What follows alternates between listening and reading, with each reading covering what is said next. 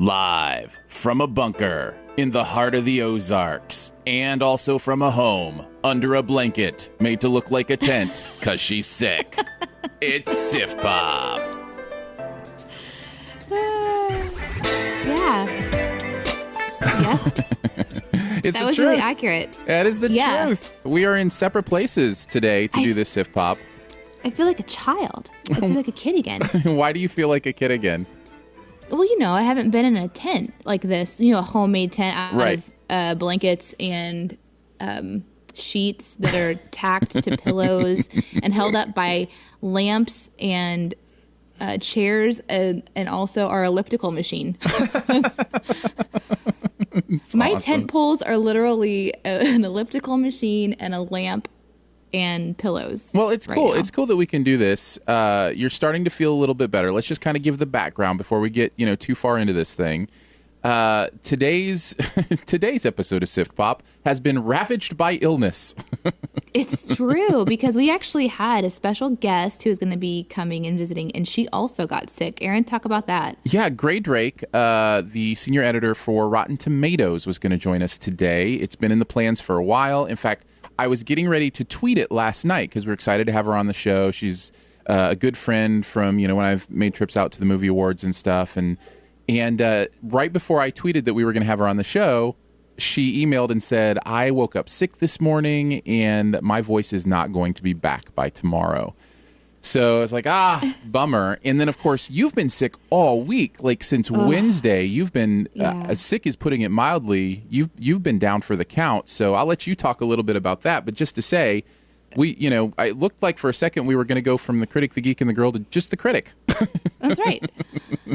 So I think I now understand what it feels like to be beat up by Ant-Man, where you can't see what's hitting you, but like you're down for the count. That's what it feels like for sure.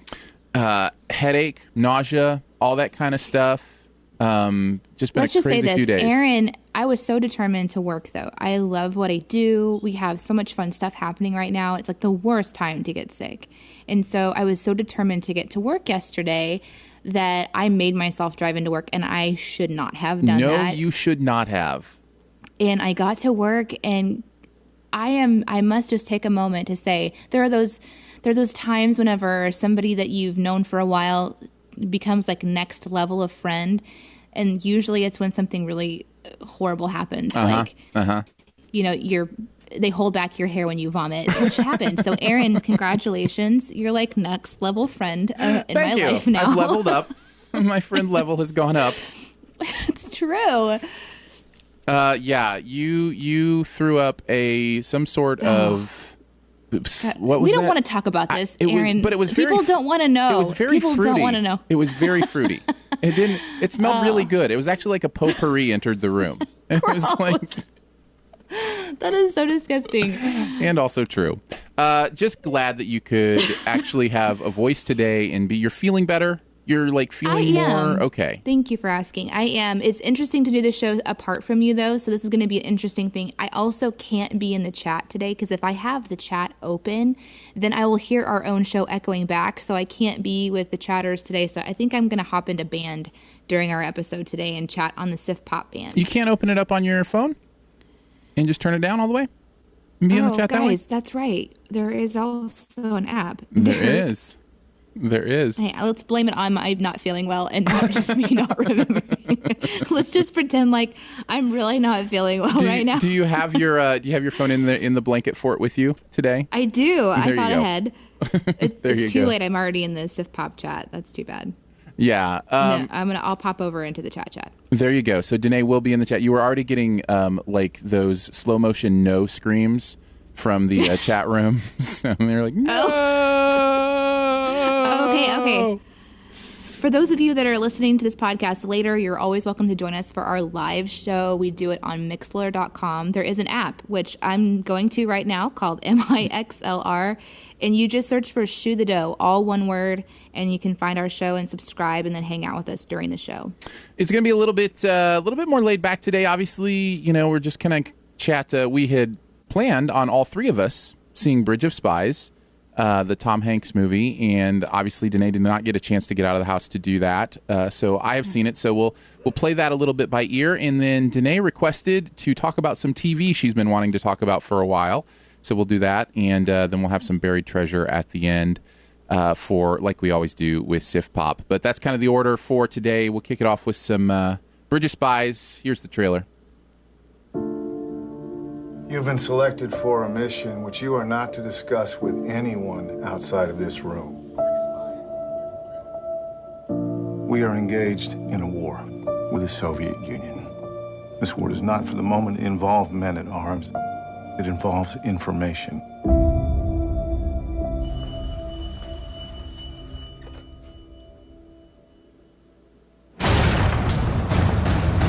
Something important has come up. We've got a Soviet spy. But there's a wrinkle. They got our spy pilot. Or the head full of classified information. The Russians want their man back before he cracks. We want you to negotiate the swap. I'm an insurance lawyer. I'm not sure I want to pick that up. Are you good at what you do? This will be a first for the both of us. You should be careful. The next mistake our countries make could be the last one.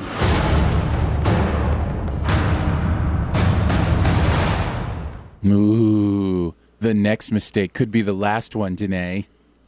I wish I had an idea of what this was about. I really do. I was so looking forward to seeing this movie because I'm like, okay, I'm going to go see like a serious one with like big-time actors. And everyone's like, this is going to be a great movie. And I'm curious to see what that means for somebody else. Because for me, it's just like, I like Tom Hanks and Big.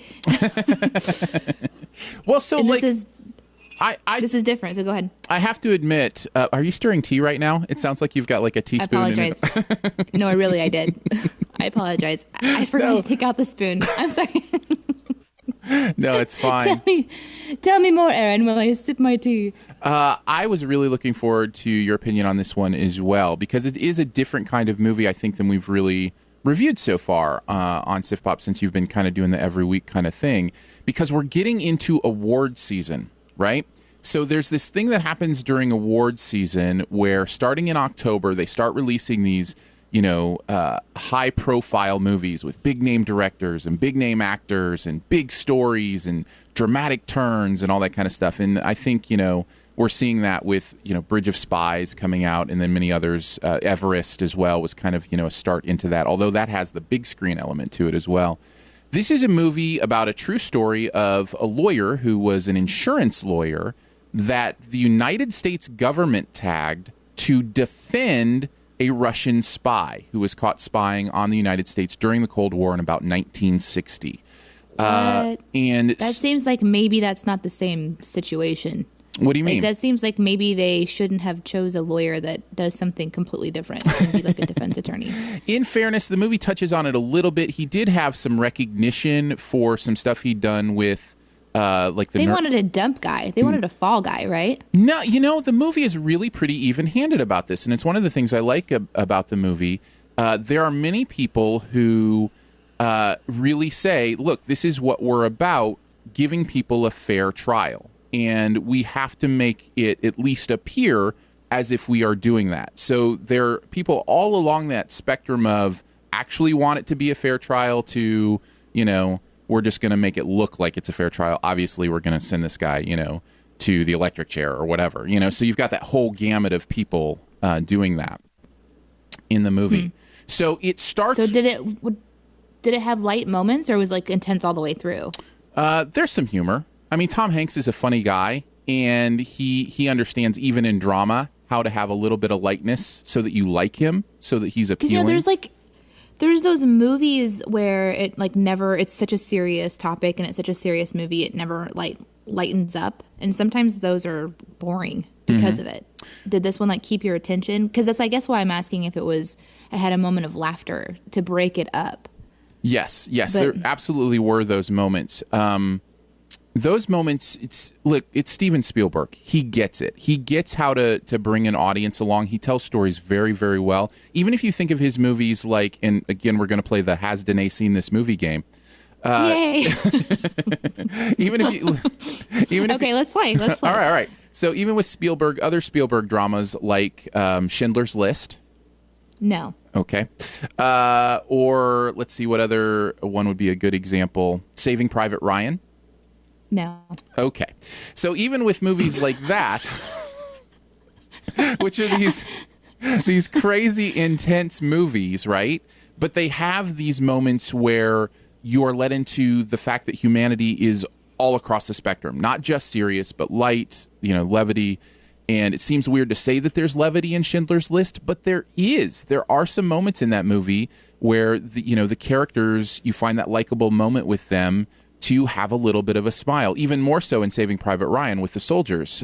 So when you say, it's Steven Spielberg, I have no reference point. That's like saying, it's some, I don't know, actor or sports player, sure. And I wouldn't have any idea what that means. All so right. when you say it's Steven Spielberg, what you're trying to say is he knows what he's doing, and he's not going to leave you out to dry. It's Tom Hanks. They got this. Yeah, he's got Spielberg is possibly, I'd throw Alfred Hitchcock into the discussion, possibly the greatest director of all time. When you look at the movies that he has directed, let me just throw some at you. Indiana Jones. Okay, I have seen that. All 3 Indiana Jones movies he directed. He directed Jurassic Park. He directed Jaws, Close Encounters of the Third Kind. Now we're getting into ones I haven't seen. Sure. But okay. I'm just saying. Get it. But E.T. I mean, these are movies that are well respected, loved, and revered, right? You hear movies like E.T. and Jaws. This is what Spielberg has done. And Catch Me If You Can was a Spielberg movie, another incredible film with Leonardo DiCaprio, really fun, kind of an underrated Spielberg movie in my opinion. Haven't seen it. Also, we're really deep into lists right now. Hey, you took me there. You wanted to know about Spielberg. I think you would turn anything into a list if you could. Fair enough. Here are the 3 things I would turn into a list if I could. Oh, Lord. Just kidding. So anyhow, Spielberg is widely considered one of the, if not the greatest director of all time. And the reason is on the screen through this entire movie. He knows how to tell a story. He has the audience in the palm of his hand. He uses visuals in a way that keep you engaged even when there's no dialogue on screen. There is much of this movie that is silent. And it still has all this, pathos and power to it because he is telling the story with his camera. And he's just really, really good at that. If that makes sense. I'm still interested to see it because I do love, I love it when people can bring a good story to life. So. Yeah. Yeah. And is it a good story? It is a good story to tell. I mean, so if they could put their hand on anything and make it gold, is it a good story to tell though? I believe so. I think there are some interesting elements to this that keep it from being a perfect movie for me, and I think they have to do with the story, but I think they did the best they could. What's really interesting about this is what they decide to play with thematically, meaning what they decide to make the movie about. They make this movie about how what other people see when they look at you does not determine whether what you're doing is right or wrong. And it's, it obviously plays into him defending this Russian spy, right? The morality of that decision doesn't depend on what the country thinks of him. The entire country now places him in this reviled category because he's, quote unquote, defending a traitor. And yet he believes, and the movie I think does a great job of saying that this is the right thing to do. Now, the interesting part of the story that makes it a little difficult to tell is that's not what the whole movie's about. In fact, the movie really is about a prisoner exchange that comes later on in this story. So there are really kind of 2 key elements to the story. And because of that, the movie can feel a little split in what it's trying to do.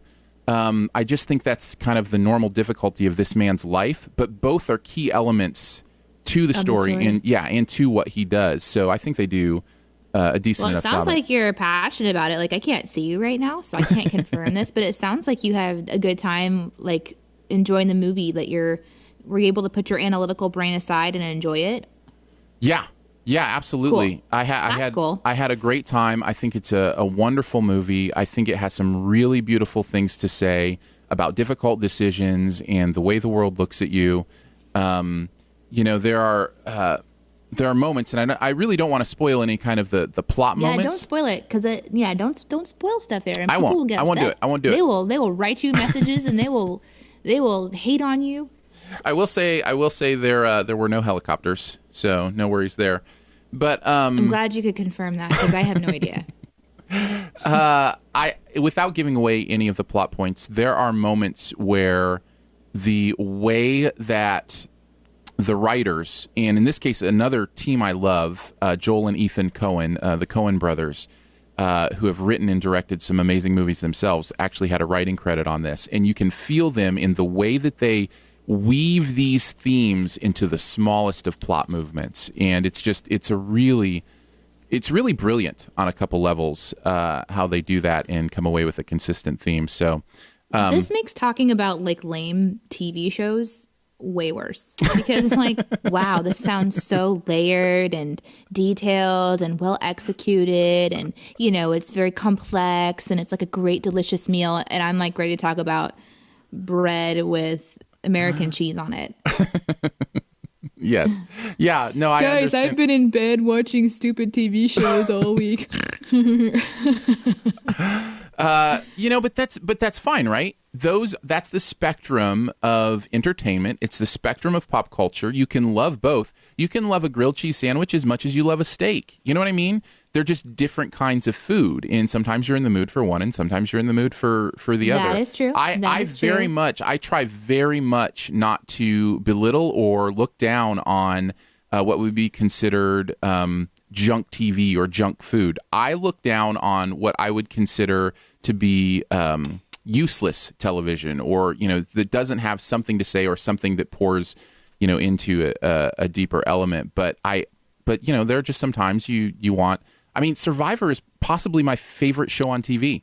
I mean, it is week in and week out one of the most engaging shows I watch, and it's just a junk reality show, but they just do such a great job with the humanity of it. I think there's putting room for people both. in danger of dying that it makes it way more interesting than them talking about potentially who they're going to be dating next week. I get it. Yes, of course. There were a few I like how Go ahead. In the chat, there was a BDG said, "Was there ever a bridge made of spies?" ... He can't answer that. Most likely, it will be a spoiler. But then Caleb said, "This is the year of good spy movies. It continues." Right. So that's true. We've watched so many spy movies this year. There was some really interesting espionage stuff in this. Really? And I'm sure they did their homework. That this was kind of some of the ways it worked in the '60s. And I was just like, oh, that is so clever and interesting. Cool. And I really... So and you would recommend it for sure. And it's all front-loaded at the beginning. Oh, yeah, I have no problem recommending this movie. I did have a few other things I wanted to mention about it. One is... But I don't want to talk about the movie anymore. I'm bored. No, you're not. No, I'm kidding. Go ahead. Because we haven't talked about the performances, for one. But I thought this was one of those throwaway, like, it's Tom Hanks, he's great. But you're right. We need to give him the stage. Go ahead, Aaron. It's Tom Hanks. He's great. Okay, I'm done. No, I'm just kidding. He is, though. He is really, really good in this. I would say there are any Captain Phillips moments here for him. Like, if you remember Captain Phillips and kind of the end scene. I didn't watch it. And of course not. And his moment at the end where he is... Don't spoil anything. I'm not going to spoil anything, but he's acting on another level. And there's not that moment in this movie. The character he's playing is a no-nonsense stand-up guy, and he plays it very, very well, but he doesn't have any bravura to his performance. You know what I mean? There's not that, like, Academy Award-winning moment, in his role here. Well, that's too bad. Yeah, he's great though, and it's like. But if the story doesn't allow it, good for him for not going there. Right, exactly. I totally agree. I think because you can't make a statement like that in a movie that doesn't require that level of a swing. Because like, even though I didn't see Captain Phillips, I know the whole thing because of the previews, of course. I know the whole movie. I don't have to watch it. That's what I tell myself. Pretty much anymore. Man, I hate previews. More and more every one I see, I hate them. But you could kind of tell, you're out on the sea, you've been captured, you're not the captain anymore. That's a big swing emotionally. Right. Whereas, in this one, it's like, hey, everybody is misunderstanding me and I have to defend this guy because it's the right thing to do. that's more like taking a stand, and that can really show in a performance, and it can fail in some performances too. So I'm not at all surprised that Tom does a great job. I think he's fantastic. He's my favorite actor. And I will mention the second half of this movie goes into more of an actual, spy stuff. And again, the trailer gives it all away, so I wouldn't technically be spoiling anything to say kind of what happens in that second half. I haven't seen the trailers. I haven't seen the trailers. I know. So I'm not going to. I can't hit you from this far away. But just to say it's not all just kind of that courtroom stuff. There is actual action that happens as we get to the second half of the movie. If you want that, just go watch Matlock, guys. That's right. One of my favorite comments from the chat, does Tom Hanks ever say, "You are a spy"? That made me laugh because it's a Pixar reference. Danae, do you know that reference? I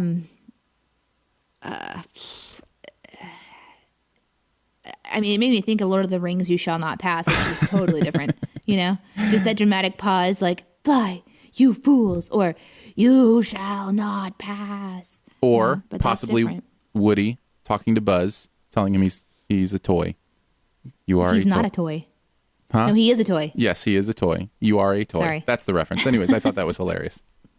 Good times. Moving on. There's more. Hey, what's this one? I don't know this one. "You are a sad little man and I pity you." What's that one? That's also from Toy Story. Oh. That's Buzz's response.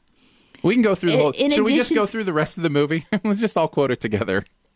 In addition to being terrible at seeing movies or remembering movies I've seen or remembering names of actors, I also am terrible at movie quotes. I'm terrible at it. Yeah, I mean, really, like, it just solidifies to me how perfect you are for this podcast. I love... It seems ridiculous. It does seem ridiculous, but that's what makes it so wonderful to me. What makes it wonderful is being forced to watch pop culture and talk about how horrible it all is and how, like... Except for you're usually the one defending it. I know. And then to find out that you're actually kind of having a good time. But here's my fear. This is my fear, Aaron. My fear is that this is going to wear off. Like, you know what I mean? Something is going to just wear off and I'm going to be tired of it. And I don't know what I'll do. We'll have to... We'll see. So far, I mean, you're the one that was defending Pan, so... Yeah, but I'm defending crazy movies that you guys are like, "This was pretty lame." I'm like, "I had a great time." Or like the spy movie where you guys are like, "This was straight up awful." And I'm like, "It was cool because there were different angles with the camera." Yeah. I love it, though. I love it. I love that you're finding those moments. You know what I feel like? I feel like I'm in part of like your psych experiment, Aaron. That's what it is. I will not deny that there is a little bit of experimentation going on. I will not deny it at all. The other negative I did want to mention is the movie has a problem with what I call false investments.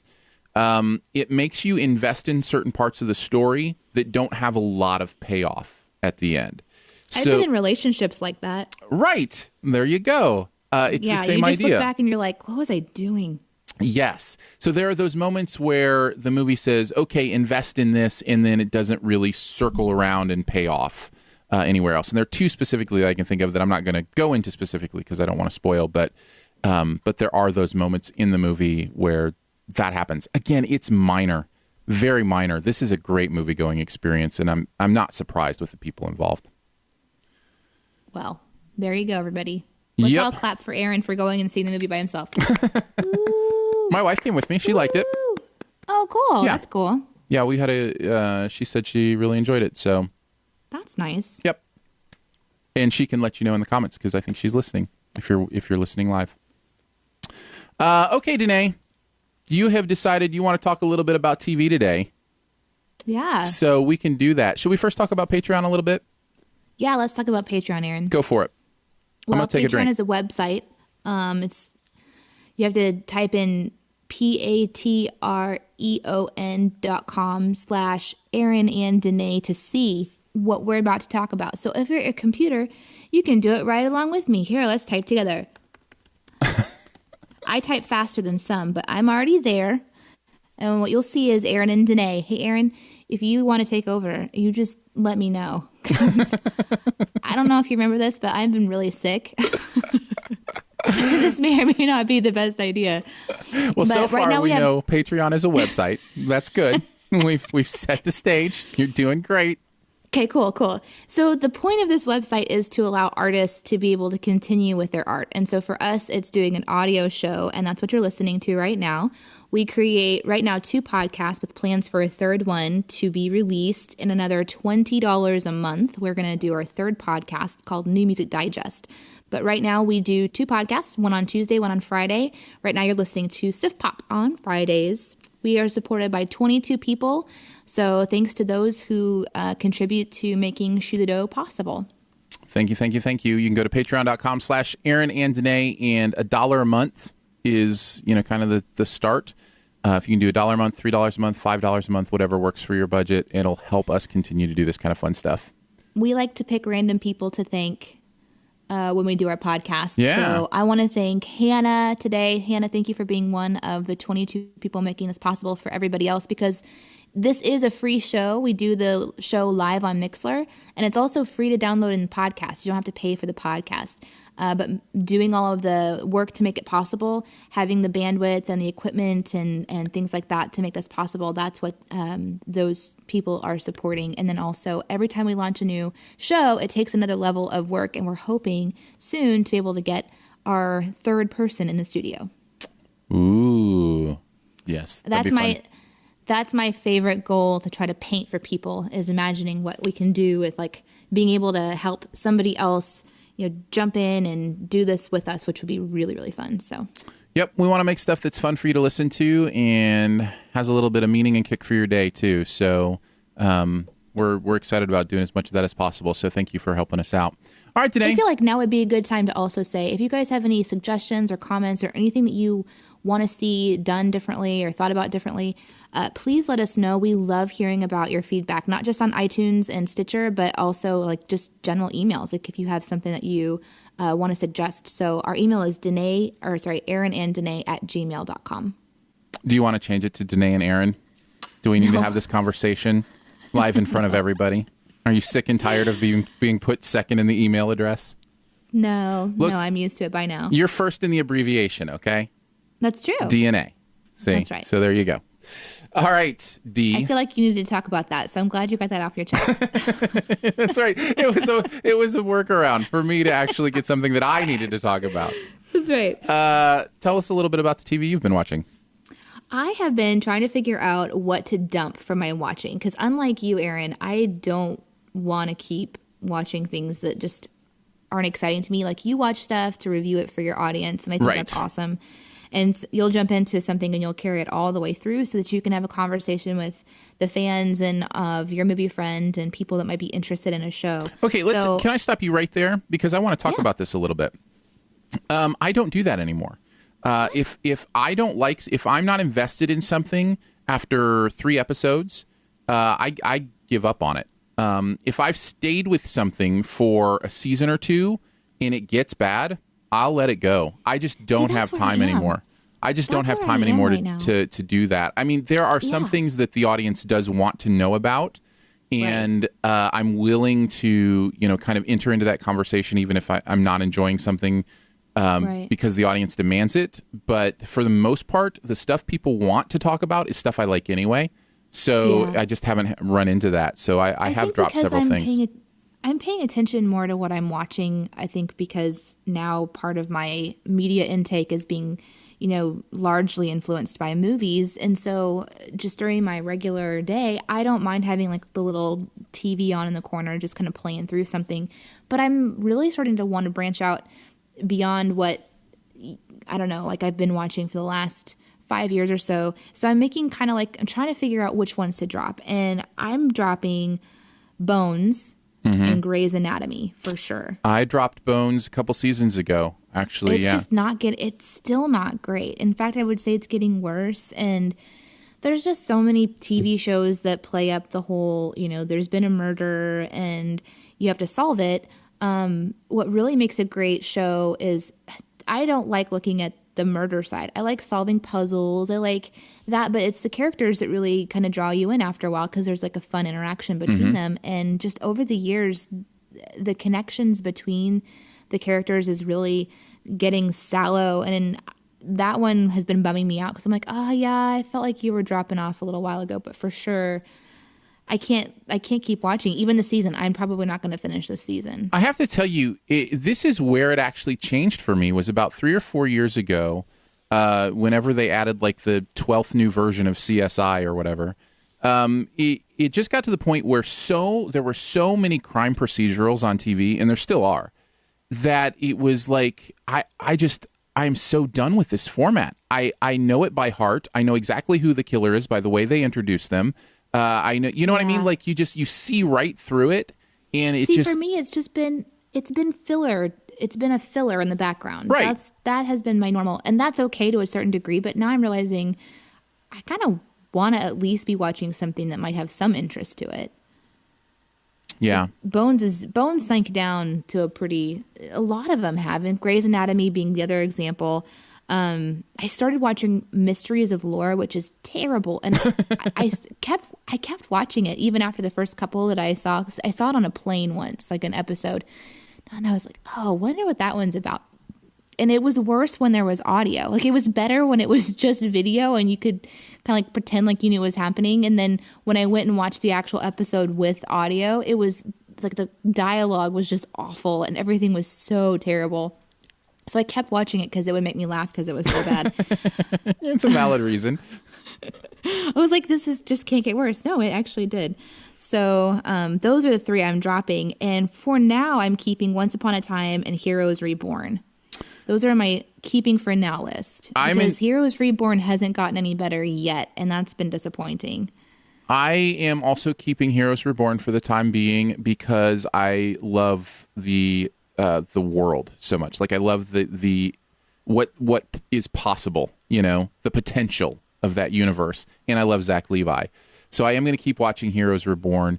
Once Upon a Time was the one I wanted to talk with you about. Have you watched this season? Yep. Are you caught up? Like, have you watched the first 3 episodes? Yep. I am so out on this show, and I don't know why. I'm still watching it, other than my attachment to Disney, the Disney universe. Like it's just the thing that's the most disappointing to me is that they're doing something with their characters where it's like they don't care that there is history between characters anymore. They're just changing things up just for the dramatic effect of it. Like, you've got characters that have been building a relationship towards each other, and they're doing that thing that I don't like, where 2 people can't ever be together. That tension of them being separated by something is what keeps the show going. Oh, yeah, and yeah, that's how they make every relationship in this show. Every relationship in this show, they continue to keep these people apart because they know the audience wants to see them get together, and we're going to ride the waves to get there. And I'm getting that point where I'm kind of like, I feel like I'm being messed with in a way, because the 2 main characters, or the main characters at least right now, are Emma Swan and Captain Hook, right? Mm-hmm. So these 2 who have had a very interesting relationship for a while, and they've been kind of playing them into now they're together in a relationship, and then we're going into this season trying to figure out what that means. And quite suddenly, Captain Hook, who has been fighting for her for so long, is just really like flippant with her. And it's just, I don't quite understand why they won't let any character across the map, whether it's Belle and Mr. Gold or any of these other characters, even the mother-son relationships that they keep tearing apart, and husband and wife relationships that they keep tearing apart. There's constantly this like focus on that lack of completion, and it's starting to get to where I'm like, I don't even know that I care to watch this, except that there are those familiar feelings because, like you said, it's Disney. And in that way, it's kind of like the Muppets, right? Where there's something so familiar about this,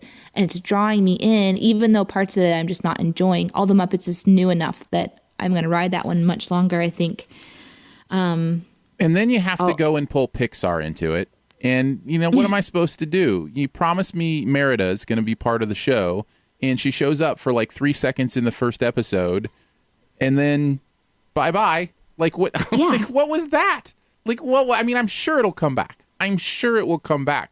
But it's just one of those things where, so this is, I think, the best way to put it. We're watching the first episode, and Merida from Brave shows up on screen. And my son Justin, who's my second oldest, so like he's 14, comes walking by, and he looks and he says, is that Merida? I said, yes, that's Merida. He says, Dad, this show, I can't even. And that's it. That's exactly my thoughts. This show, I can't even. It's just like... See, and that's what I'm saying, is like if they're losing even that audience, that there's like... Well, and I'm going to get nitpicky in a girl way here. Emma Swan's hair, right? So she's now the Dark One, and when she's in Dark One character, she has, sort of like leather, like cowl thing on, and that looks really cool. And her makeup isn't colder. It's almost like she's got white skin, and kind of like different flecks will show up of gold, and that can kind of look cool. But her hair is absolutely awful. It's like they just went to the Halloween store and found some white spray paint and just sprayed her hair, and you've got to do that because you can't. But what about a wig? Why not a wig? Why not do something different than just spraying somebody's hair white? It looked so bad. I was really disappointed in that. I was like, come on, guys, you've got a budget. You can do better than that. But that's what it is. It's kind of like they just know they can put stuff out there, and it doesn't have to be the best for it to be really popular. And that's why I have it on my keeping it for now list, is because I think I'm still going to watch it. But it's sad because my expectations have dropped so low. I don't know that it's going to recover and like come back to this like really great show before it fizzles out. And that makes me sad. Yeah, no, I totally agree. I am still watching it. It is not one I have let go of. I think, it's just because of that love for Disney. But, similarly with Heroes Reborn, just real briefly on my keeping it for now list, I noticed also that every one of these characters is running around with like this impending feeling of doom with no clue what is going on. Mm-hmm. And that's every single one of these lead characters that we're supposed to be excited about, but we're not. It's like, it has that same kind of stretched feeling as Once Upon a Time for me. But yeah. I do like some of the shows I've been watching, and I have 3 that I could mention there too, just real quickly. Mindy Project, Last Man on Earth, and The Awesomes on Hulu. Those are 3 that I'm starting to enjoy. I am so glad you mentioned Last Man on Earth. That was actually going to be my buried treasure for this week. Really? I'll go ahead and pick a different one because I want to talk about it now. Okay. This show is so good. It is so funny, so well written, and so clever. It is doing things that no other show is doing, and it is not typical, and I love that. It makes atypical choices, and I think that's great. There's another show that I'm watching that's not typical, which is sort of a fun thing. Like I said, I'm kind of moving away from Fox, shows or whatever, like Bones that have these prime times, and I'm moving more into these quirky, internet-driven, even more internet-driven shows, I would say, for me, because that's how I'm finding them now. But Last Man on Earth, its quirkiness is something that's fun to follow, whereas some of the other shows, their quirkiness is sort of offensive. And this one it's in that sweet spot for me, right, where there's just some weird stuff that happens, and it's definitely adult content for sure. It's not like you can drop it down in for all kids, or most kids probably, because it deals with some pretty crazy topics. But how they deal with those crazy topics is quirky and fun, and it's not offensive. It's just you would imagine that people who are left on the planet really would be wackadoos like this, right? Like, what's the girl's name? Is it Claire? No. No. What's her name? I can't remember either. It's Phil and... We'll get there. Go ahead. I'm totally looking it up. Carol. It's got to be Carol, right? Yeah, Carol. Carol. Those two together, it's fun to see them back together in this season, because they were really fun and quirky before, but now they're together for other reasons because they kind of actually want to be, and that's a really fun thing to develop. And for these other people that survived, we're kind of coming back into understanding them differently. Because when they were in the first season, you kind of liked everybody and you really hated Phil. But now we kind of like Phil and we were really upset with everybody else, which is sort of a fun place to be as an observer. So it's a really fun show. If you haven't watched it yet, I would recommend it for sure.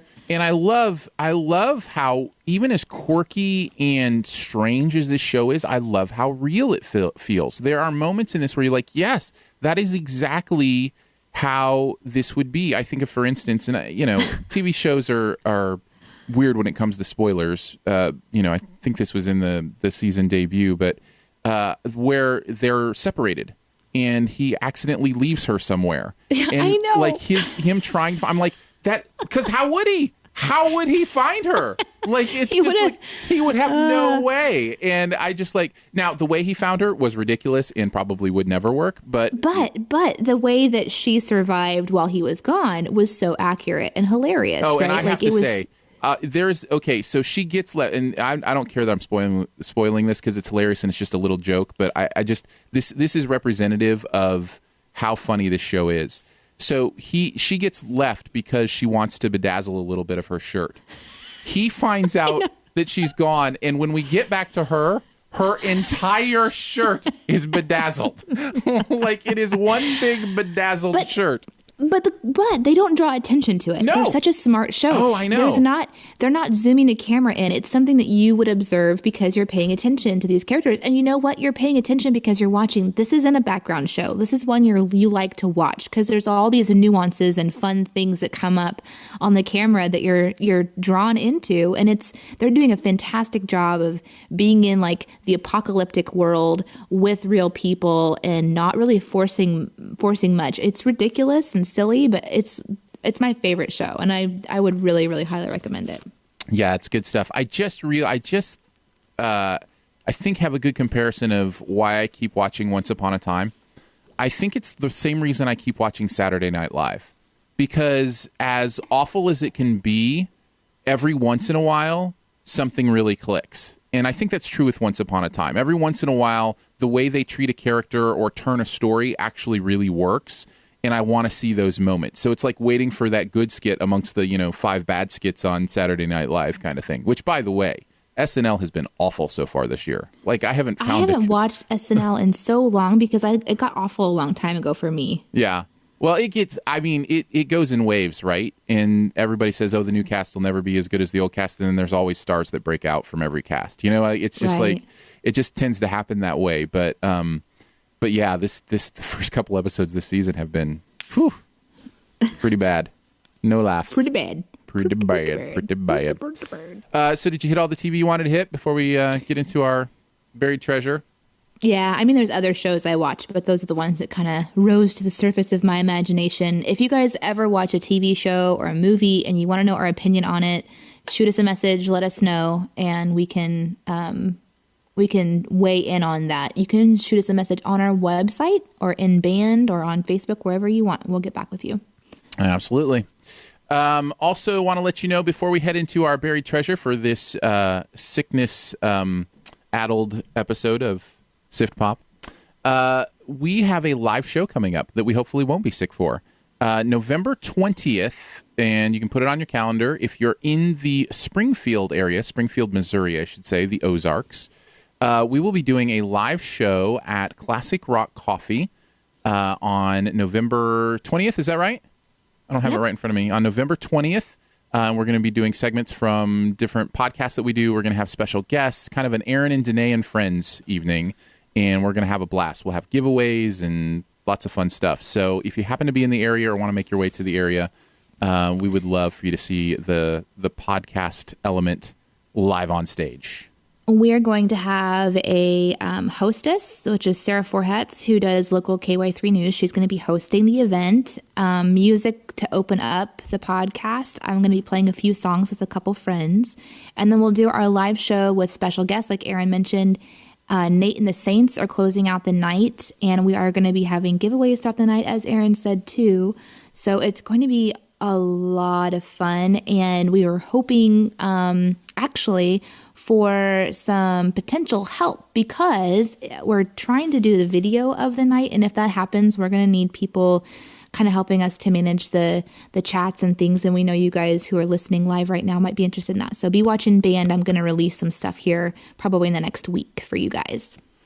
And also wanted to mention this. There's some exciting news with our radio show on the horizon as well. Some different areas around the country that might be taking some of our radio stuff. So that might be happening here in actually stay tuned Monday. Probably have an announcement on Monday about that. So we might even might even do a Periscope about it, because we did get a comment that we've disappeared from Periscope this week. That's true. Well, it's what happens when you get sick. I'll be on Periscope a lot today. I've got 3 more movies to see today, so I'll be Periscoping movies all the rest of the day after I'm off here. Well, do you want to get into buried treasure? So yeah, let's do it.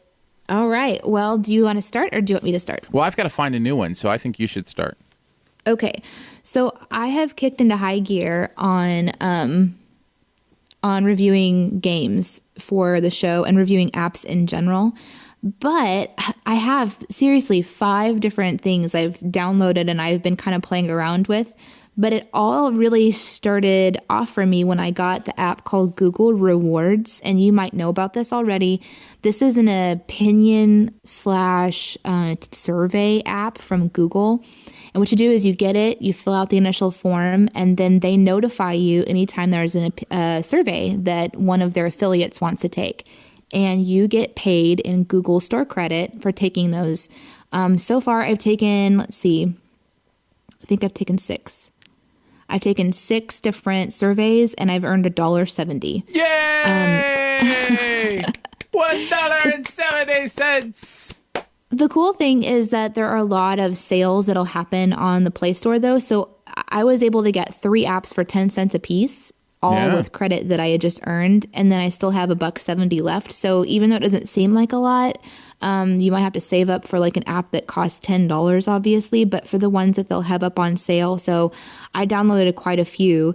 So again, it's called Google Rewards. I would recommend it because it's free, free money basically, just for filling out an opinion. I got $1 for just saying whether I was male or female. That's a big deal apparently. So no joke. That's kind of weird. Man. That sounds weird. If that's my you're... quote without context, that's so messed up. Listen, we don't recommend walking the streets and offering to pay people $1 to tell you if they're male or female. Yeah, don't do that. It's just a bit creepy. I think it was Caleb, though, that recommended Valiant Hearts. I think it was Caleb. I did get that game, and I am going to do a review on it. Monstrix recommended Goat Simulator. I also have that one that I've been messing around with. I saw you messing around with that one. Yeah, and then I grabbed one that's 10 cents on sale right now called Raid Brigade, and that one has captured my attention enough for me to get to level 10 already. So nice. Yeah. Anyway, those are my little buried treasure pieces today. Very cool. Well, I'm going to go with a show that we didn't talk about for my buried treasure, and I haven't heard a lot of buzz about it, but it's different than anything else on television, and I think is doing a successful job at what it's attempting to do. It is Best Time Ever with Neil Patrick Harris, and I've watched the first 4 episodes, and I have to say I'm having a good time. And one of the main reasons is it is a live show. And so I can really relate to that. We do this live show, twice a week right now. And every week he comes on live on national television and does a variety show. So he hosts it, and he has a guest announcer every week that's like a celebrity, and they do like the, announcing in between, and he'll have some, repartee with them and different things. And it's kind of funny. And then he has these little things he does that just little segments and fun games that he plays with either celebrities or people in the audience. One of my favorite things about the show is it really highlights the audience members in really fun and interesting kind of pranky ways, but always good prank, always like, surprise, we did an amazing thing for you kind of thing. And so these people are just attending the show, end up getting called up onto stage and finding out that for the past, 3 months, Neil Patrick Harris and his producers have been in their life, like doing things just stuff like that. So it just really... that's so clever. Yeah, that means that there's a lot of forethought going into it. Absolutely. And that happens at least, once an episode where it's something like that's kind of big and interesting. And, it's like Candid Camera, right? It's a new twist on Candid Camera. Yes, exactly. It is Candid Camera meets, Oprah giving away stuff at her show. You know what I mean? Like, it's that positive, kind of thing that happens. There was a podcast that was recently done on Candid Camera. I can't remember if it was Radio Lab or if it was This American Life, but one of those two just in the last couple, like this week, I think, earlier this week, they did a podcast on, what's the guy's name that started it? Candid Camera? Alan Funk? Yeah. Yeah. Fund. Yeah. Funt? Yeah, that's it. Yeah, I think it's Funt. F-U-N-T. Yeah. Yep. What a strange last name. It was really interesting because, before it was a camera thing, it was all audio too. Yeah. Yeah, it was a radio show. Yeah. Yep. I didn't know that. So it was really kind of a neat thing. So it sounds like it's just a fun way to see that concept come into our modern day television, because not a lot of people tune in for live TV unless it's a sports event, really, or like a show, awards show. So if there is a TV show that can break out because it's fun to watch live, that's a really fun thing. Yeah, and it doesn't... I think they could do more with the live aspect, because it doesn't feel like a live show, which is good. I mean, that's to their credit. It feels well produced and well done. So, although there have been a couple times where they've had technical glitches and they've had to just kind of run through it. But don't you kind of like that, though? I love that. Oh, I absolutely love that. Because it makes it feel more like you're part of a moment. I think that's why, and guys, correct me if I'm wrong, but I feel like that's why Shoot the Dough is so fun. You get like a little notification from Mixlr that we're live. We usually don't do very much, ahead of time before we go. We put it in the event, we tweet about it pretty much within about 20 to 30 minutes, give everybody kind of a little bit of a buffer time. But it's what happens in the moment that makes the live show fun. Right. And then if it has like a long tail, kind of like our show has the ability to go into a podcast form later, you can watch the show later and it still has that great feel. I think I should probably watch it because I've been wondering about it. I was kind of afraid I wouldn't enjoy it. And you might not. I mean, I have enjoyed it. And I also love how talented Neil Patrick Harris is. At the end of every show, they do what's called the end of the show. And live, they do this big, like, Broadway number where whoever they have guest in that end of the show, Neil Patrick Harris learns how to do what they do. So like when it was like this, Cirque du Soleil trampoline group, he was on the trampolines with them doing this stuff. Like And when it was like these pogo stick guys, he did a backflip off of a pogo stick to finish off the show. It's just like, he's a super talented guy, and it's really cool to see somebody put themselves out there like that. Yeah, because I don't know that I would do that. Backflip off of a pogo stick live on national television. Can you imagine how wrong that could have gone? That's pretty cool. Yes, I can imagine all of the ways, because here's what I did. I put myself in that situation. I was like, oh, no, nope. I would probably like impale myself on something or bust my lip open or... So I'd recommend it. I think best time ever is, as somebody in the chat said, maybe not the best time ever, but it's certainly a good time. So it's certainly enjoyable in that way. So... Well, how was this for you, Aaron? It was weird. This is the first time we've ever done a podcast, and we've never done a show. We've never even done this before where you're way over there and I'm way over here. No, this is a first, and it was strange. It was a little weird. The dynamic is totally different, right, than when you can't see someone and when you can see them. But really? Is it? Yeah. Really? Oh, yeah. Oh. Right, yeah, it feels totally weird for me, too. Note to self, do not ask for more time at home, ... I didn't say it was bad. I just said it was different. But I'm glad that we were able to do it. I'm glad that you're able to stay home and get rest, and if you feel well enough to build yourself a tent and get on the podcast, goodness, that you could be able to do that. Because I wish you guys could see this tent. It's pretty fantastic. Did you take pictures? I gotta figure out a way to take a better picture. Oh, okay. There has to be a better way. I think I'm gonna ask my husband to come back from in here. inside the tent.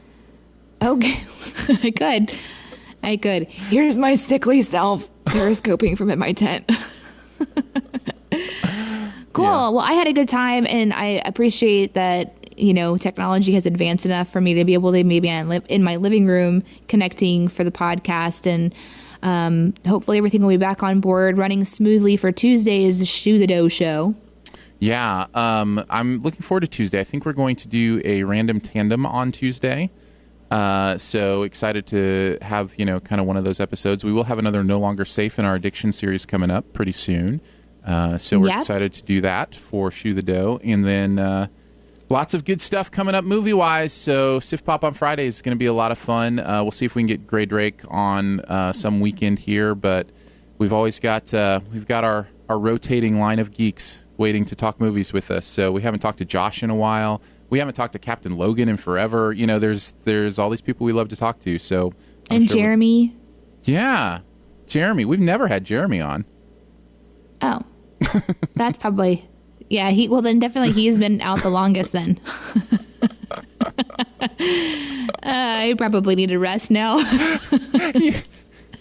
you might. I'm having hallucinations. Thank you so much for tuning in. Again, if you want to support what goes on here, it's what keeps us going. You can go to patreon.com/Aaron and Danae and give $1 a month to keep Danae able to rest at home in her tent. And when we do Random Tandem, can we also do Would You Rather? We do like a little round of that? Yeah, I think so. You'd probably rather do that than a one-word story, huh? Every day. Every day I would prefer that. However, it's really fun because I get feedback. Whenever I say I haven't enjoyed it, I always get like a message, whether it's on band or like whatever. I love it when you guys do one word story. It was one of the first questions that was asked when there was like, are you guys going to do one word story live at your show on the 20th of November? Yes, we are. No, we're not. You are such a liar. We already mapped out the whole event, and it is not on there. You can't add it now, Aaron. I'm looking at the map right now. It says it right there. One word story. You don't remember putting that on there? Liar. You are such a liar. You're going to make me drive to work and double check that stupid board. Nice. Well, have a good day, and make sure if you're on the street that you don't offer people dollars and ask them if they are male or female. It just gets awkward. Peace. Good takeaway. Thanks.